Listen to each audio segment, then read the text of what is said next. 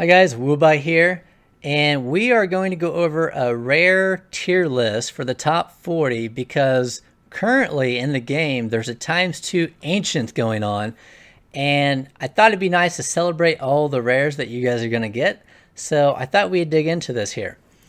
So for SS tier, I want to quickly go over kind of how I have this set up. So the left side is more focused on your standard tier list, is going to rank the rare champions against other rare champions.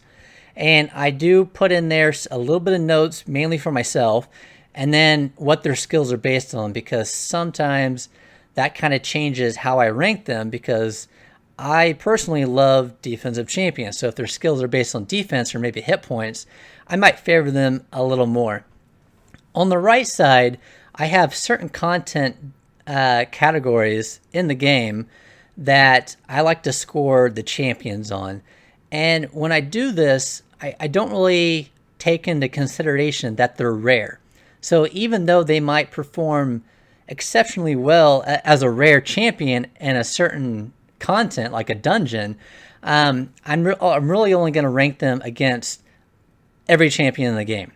So I'll kind of go over a little bit of that, but I don't want to talk too much about the right side. I won't go over every champion on the left side either, just because there's 40 of them. So if you guys have any questions on a certain champion that I don't go over, or you want more in-depth kind of strategies or something on a champion, let me know and I'll be happy to get back with you on that. So SS tier. So Apothecary, many of you know, is one of the best rares in the game. He is friendly for starters. He is fantastic in mid game and fantastic on end game.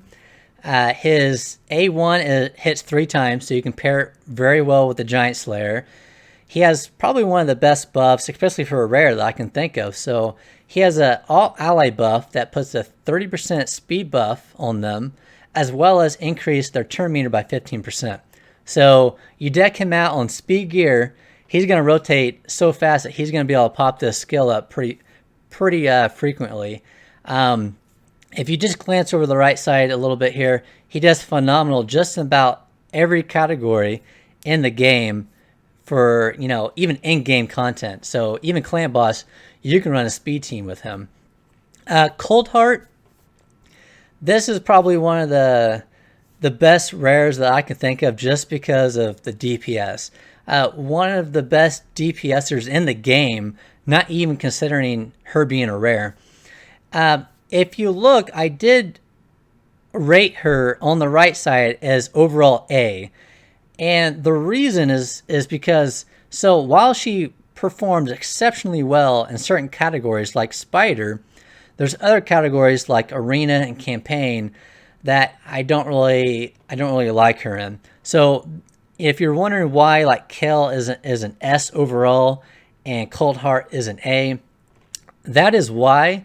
But on the left side, I have ranked her as number 2 because her A3 that hits based on the enemy's max hit points is pretty insane. If you have a decreased defense on like the Spiders level 20, you're hitting over 1 million each time that skill procs. Bellower, probably that I can think of, especially for rare, the best campaign farmer when you're talking about rare champions. He has 3 AoEs that all have debuff items on them. So when you're talking about Spiders, even Faction Wars, put stun sets on him. He's a phenomenal champion. Kill is a starter champion, and I like to think of him as the starter. If you haven't started the game yet, or you still have the chance to pick a starter, Kill is probably the best starter that you can do. He has 2 skills that have poisons on them. So when you're talking about Clan Boss, phenomenal champion. And then he has an AoE that increases the turn meter, has a turn meter chance. So Spiders is phenomenal. I still run him in Dragons and Ice Golem level 20. Phenomenal champion. So SS tier, there's only a few of them that can actually make this. I'm sure you can probably argue 1 or 2 more, but when you're talking about stacking them against these champions, these champions just excel in in-game content across the board pretty much. So S tier. So we're not going to go over all of these. War Maiden, probably one of the most overlooked rare champions. First of all, she's farmable.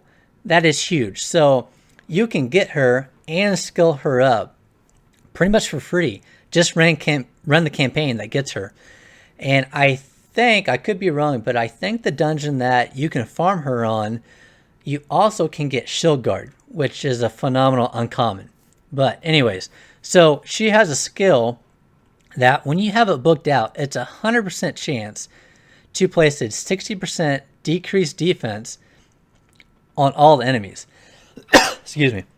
So when you talk about an AoE, that has a 100% chance to place the large version of a decreased defense on your enemies.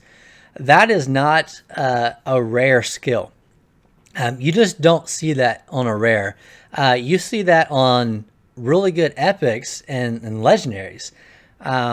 So for her to be farmable and have that skill, you can almost argue that she goes a little higher on this list, because if you get her early on, it's going to change. It's going to change the way you look at the game. Spirit Host. I used Spirit Host for quite a while in dungeons as well as arena, a speed arena team.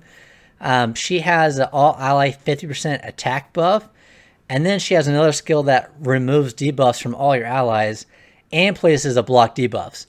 So pretty solid champion, solid skills there, and she is farmable. I forgot to put that on here, but she is farmable as well, just like War Maiden.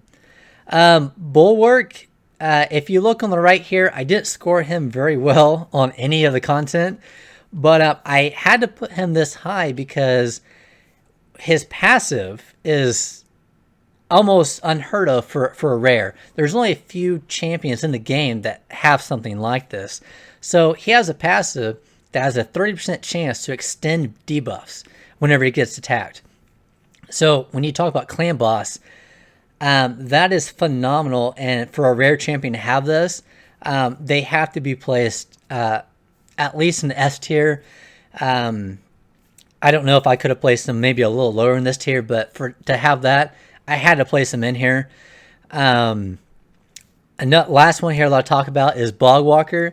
He has an A1, has a 50% decreased attack. So when you're talking about Clan Boss, even some dungeons as well, to have an A1 that has a 50% decreased attack chance on it is pretty exceptional for a rare champion. When you look at Clan Boss, excuse me, when you get higher Clan Boss difficulties, it's almost required. It is required to have that debuff on the Clan Boss. Otherwise, you're not going to last very long. And then he has some other skills as well that kind of help your team out overall. So that's why he's going to make that S tier.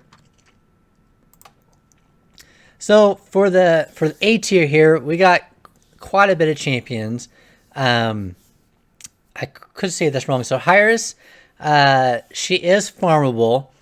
She has some really good skills that kind of help out your whole team. So she can remove debuffs from all your allies, and then she has a skill that when you have it booked out, it's a 100% chance to put a 30% speed buff on your champions, and there's hardly any cooldown based on how long it lasts. So pretty good champion when you can farm her. I forgot to mention she has a counterattack passive as well. But since you can farm her and the buffs that she can place and remove debuffs for all your allies, that's why she's going to make this A tier and is pretty high in that. Let's see here. Okay, another one is Marked. So Marked has a really good skill, and this is why she's going to make the A tier. So her A3 places a block debuffs for 1 turn, and then as well places the large version, the 60% defense buff on all your allies for 2 turns. And the skill is a 3 turn cooldown when you have it booked out. So almost no cooldown on this. And when you talk about a rare that can place the large version of a defense buff on all your allies as well as the block debuffs, that is phenomenal. She doesn't excel exceptionally in a lot of content, and there's a lot of other rare champions that I would prefer more than her. But she is going to make the A tier at the lower end of that, just because of that one skill that I think could help you out quite a bit. Everyone knows Seducer. He's a void though, so he's hard to get, but he can carry your team in dungeons pretty well.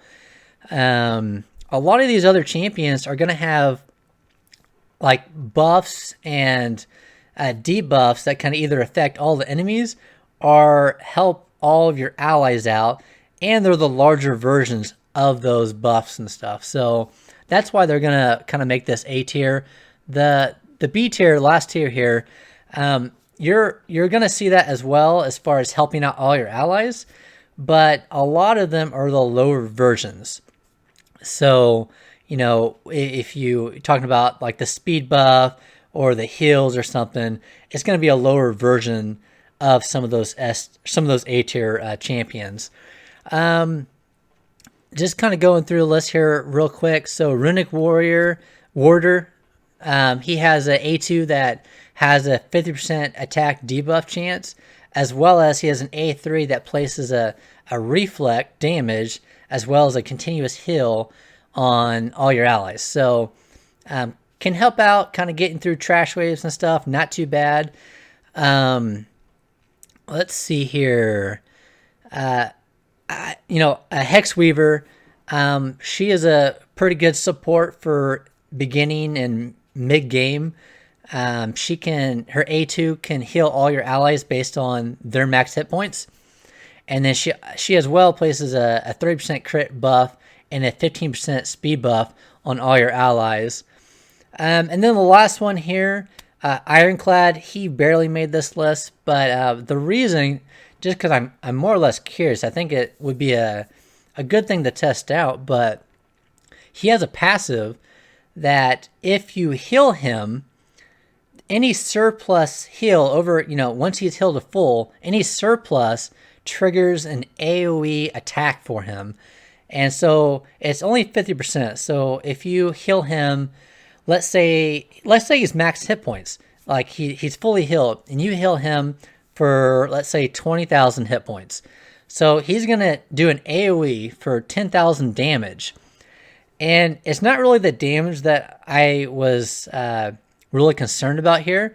It's proccing that AoE. So if you can put him in stun gear, I think it might be pretty interesting when you're talking about like faction wars and stuff to get through trash waves.